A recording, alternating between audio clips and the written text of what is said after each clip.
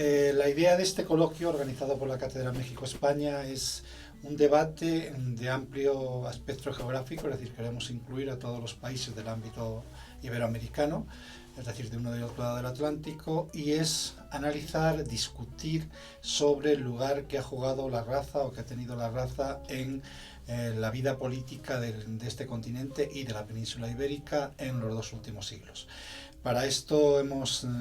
juntado un panel de distintos especialistas de distintos países. Hemos tomado una serie de países que consideramos prioritarios, no porque sean más importantes o menos importantes, sino porque nos parece que permite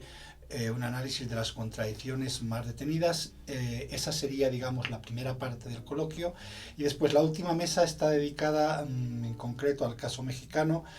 no tampoco porque el caso mexicano sea especialmente relevante, sino porque dado que el encuentro tiene lugar en la Ciudad de México, y en México nos parecía que merecía una mayor amplitud.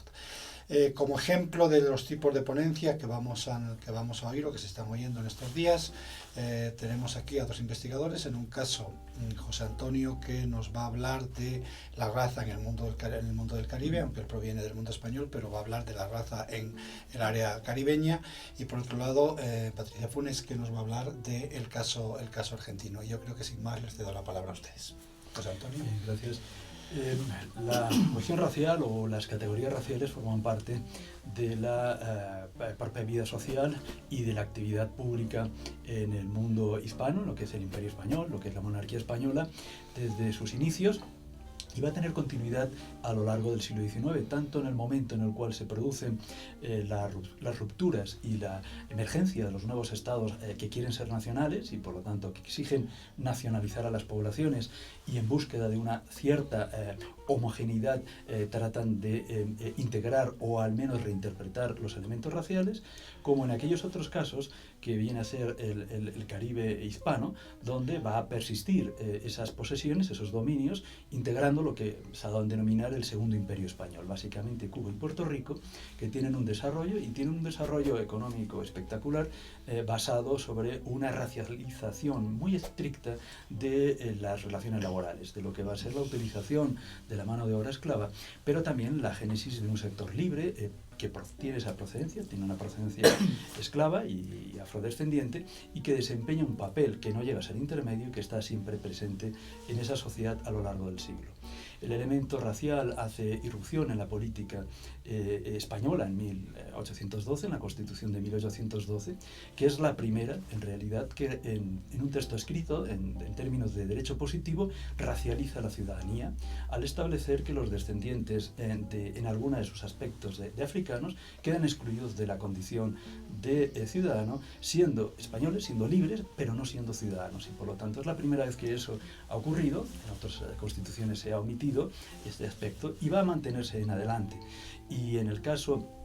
del Caribe hispano hay que hacer distinciones. Por un lado, claro está la isla que va a tener un número más elevado de esclavos y de población de origen africana, que es Cuba. Está el caso de Puerto Rico, que se mantiene también como colonia hasta 1898. Y en tercer lugar, lo que es Santo Domingo, que luego da lugar a la República Dominicana. En este último caso, que yo lo trato de una forma somera, lo que vemos es que la política no está racializada en el siglo XIX, que por diferentes circunstancias se van turnando en la política personas de diferente extracción, y que sin embargo sí en el siglo XX, a partir de la ocupación norteamericana que se produce en 1915, empezamos a encontrar en primer lugar algo aséptico, como es un censo de población que empieza a distinguir la categoría mestizo, que era ajena al ámbito caribeño, y a partir de ahí más tarde se va a introducir la categoría indio, que tendría la aspiración de ser una categoría neutra e integradora. Curiosamente eso se realiza durante la dictadura de Trujillo, pero da como resultado que hoy en día más del 82% de los dominicanos, que son eminentemente mulatos o negros, se identifiquen como indios, que sería una categoría que evita lo que podría ser el origen de la esclavitud y el origen de la segregación, dicho sea de paso. En el caso de de Cuba, que es en el que me centro y mi desarrollo, distingo lo que podría ser una primera fase de lo que es la elaboración del discurso de la nacionalidad, que no se define como nacionalidad sino como cubanidad, que caracteriza a la población de la isla, y ese discurso se elabora entre 1830 y 1860, y la primera condición indispensable es ser blanco. Define ser cubano, ser blanco. Todo lo demás no solo no es integrable, sino que además es un obstáculo a la creación de una verdadera independencia o de una nacionalidad o de una ciudadanía cubana, porque hay una asunción de las nociones raciales, puramente raciales, donde lo africano implica una raza inferior, incapacitada para ciertas habilidades, con un sello de barbarie, con una serie de elementos que solo a lo largo del tiempo, mediante el mestizaje muy prolongado con blancos y la educación, en todo caso neutralizará lo que podría ser un atentado contra la civilidad que representa la población blanca. Eso está presente hasta 1868, tanto en la Guerra de Liberación de 1868-78 como en el año 95-98, nos encontramos que las propias dinámicas de la guerra, que inicialmente es un movimiento de blancos, acaban generando una amplia participación de población de color muy importante, llega a ser del orden de 2/3 de las fuerzas libertadoras, y eso significa una modificación de la mentalidad de las élites, de la mentalidad de los propios combatientes, que van reinterpretando lo que es ser ciudadano, pero también van denunciando las discriminaciones que se producen en el campo libertador. Entre tanto, en el periodo de entreguerras, lo que se descubre es que la finalización de lo que será la esclavitud va a dar lugar a una sociedad nueva, y en esa sociedad va a haber un número muy alto de población de color. Y entonces es la etapa en la cual desde la ciencia y desde la antropología se trata de definir las diferencias y hasta qué punto es asumible esa población. Ahí se viene y comienza a elaborarse un nuevo racismo. Yo vengo a distinguir un racismo con esclavitud y un racismo sin esclavitud, cuando ya post-esclavista, donde requiere formular mediante mecanismos no legales lo que es la diferencia, la segregación, y a la vez también hay un fondo laboral, ir generando una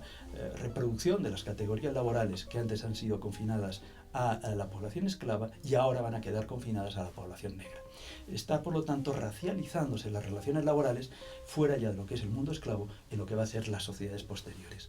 Y luego un factor vinculado a la propuesta que nos hacían y la política como entra, que entra desde el principio, desde la formulación de la idea nacional, también desde la sociedad que ha de ser gestionada, y a partir de 1902, cuando Cuba pasa a ser independiente, de nuevo hay una cuestión clave, que es cómo se gobierna la sociedad, la cuestión de cómo gobernar el orden en sociedades que no solo son heterogéneas, sino que son racialmente desiguales, y se siguen manteniendo recelos sobre la población de origen africano. Por lo tanto, esa cuestión viene a presidir un nuevo pensamiento que significa de nuevo seleccionar para los grupos de políticos, población blanca, eminentemente blanca, impedir lo que son organizaciones autónomas de la población de color, y por lo tanto reproducir una desigualdad, en este caso, que atenta contra el propio principio constitutivo de una nación de todos y para todos, que es el ideal martiano, que partía de la misma consideración de que no hay razas, que eso es un invento cultural que trata de dividir a la población. A partir de 1902 se reconstruye, sin embargo, toda la vieja tradición racista y racial que arranca desde el principio del siglo XIX y que además va a dominar el siglo XX cubano. Por lo tanto, esas perspectivas están ahí presentes, y me parece que condicionan todos los actuales, incluso no forma parte de mi exposición, porque me quedo en el siglo XIX, principio del siglo XX, pero llega a estar presente lo que es el mundo actual, y como incluso los temas raciales que la Revolución Cubana de 1959 deja zanjados, porque el ideal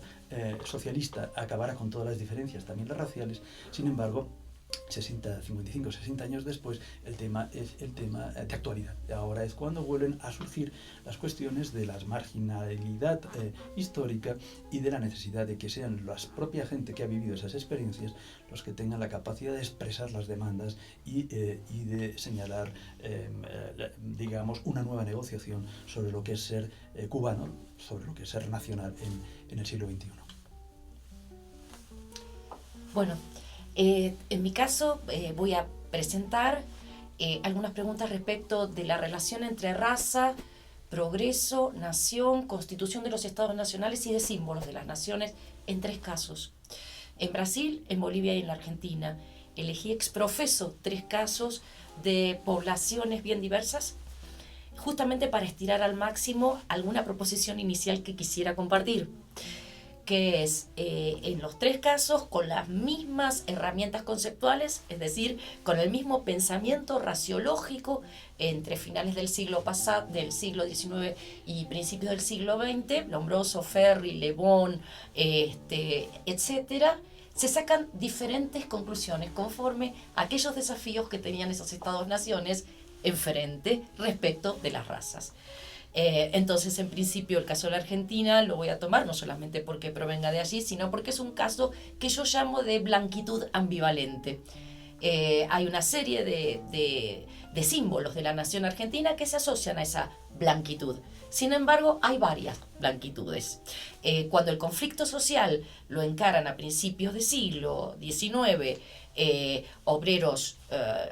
italianos, españoles, rusos, polacos, ya esa blanquitud es más sospechosa. Entonces ahí se revisa esa idea de llegamos de los Balcos, esa idea de la Argentina es blanca, lo deseable es la blanquitud, y hay una serie de construcciones más literarias y simbólicas que reales que vuelven a reivindicar aquel mestizo o aquel gaucho que había sido el origen de todos los males. En Brasil el tema de la esclavitud sumada al imperio y sumado al racismo llevó a repensar en muchos casos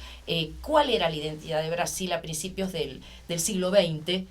en función además de una serie de conflictos que se dan, sobre todo uno que tiene que ver con la guerra de Canudos. Entonces, ¿cuál era el futuro de los ex esclavos negros en la nación brasileña? Y después de, bueno, y allí muestro cómo desde los raciólogos más, ¿cómo decirlo?, más cientificistas,